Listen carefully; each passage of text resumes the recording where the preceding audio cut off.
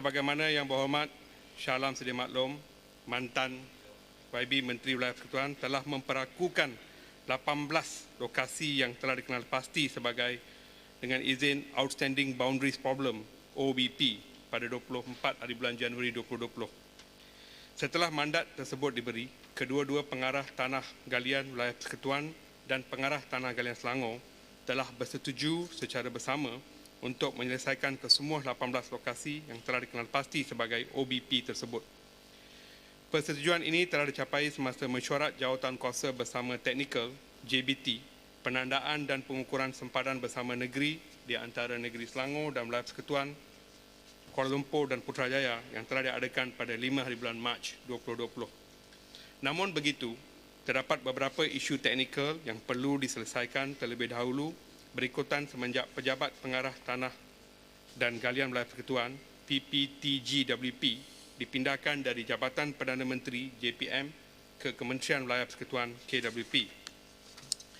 Isu-isu tersebut yang perlu diselesaikan terlebih dahulu sebelum tindakan seterusnya dapat diambil adalah perlunya meminda keanggotaan di dalam JBT dan Jawatankuasa Penandaan dan Pengukuran Sempadan Bersama Negeri JPPSBN daripada Jabatan Perdana Menteri ke KWP. Oleh itu, KWP perlu memperbetulkan keadaan ini melalui suatu memorandum jemaah menteri. Pada masa kini, memorandum jemaah menteri tersebut berada di peringkat semakan terakhir dan akan dibentangkan kepada jemaah menteri dalam masa yang terdekat. Untuk makluman YB Shah Alam yang saya hormati, proses untuk penyelesaian sempadan Wilayah Persekutuan dan Selangor akan masih mengambil masa yang lama lagi kerana ianya melibatkan kerja-kerja pengukuran dan penandaan persempadan yang baru oleh Jabatan Ukur dan Pemetaan Malaysia JUPEM serta proses-proses susulan lain yang masih perlu dilakukan secara berperingkat.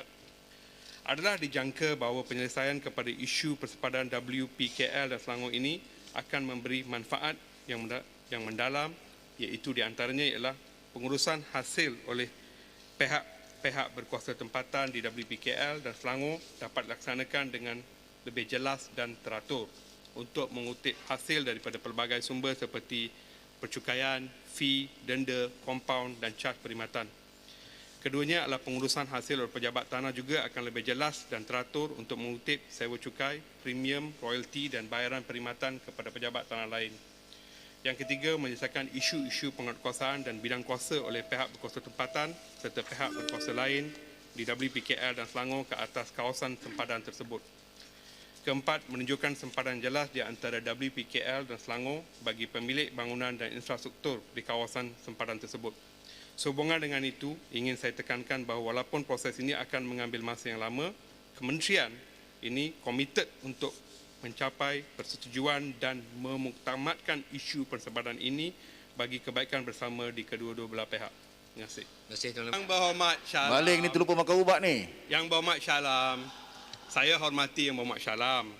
Namun demikian, penyataan yang tidak termasuk dalam soalan utama itu tak perlu jawab. Memandangkan YB bertanya perlu untuk seorang menteri yang berkaliber seperti mantan KWP, YB Shah Alam sepatutnya faham bahawa perkara teknikal perlu diselesaikan terlebih dulu, perkara-perkara teknikal. Dan perkara teknikal seperti pensempadan dan pengukuran ini perlu jelas kerana ianya melibatkan tanah negeri Selangor.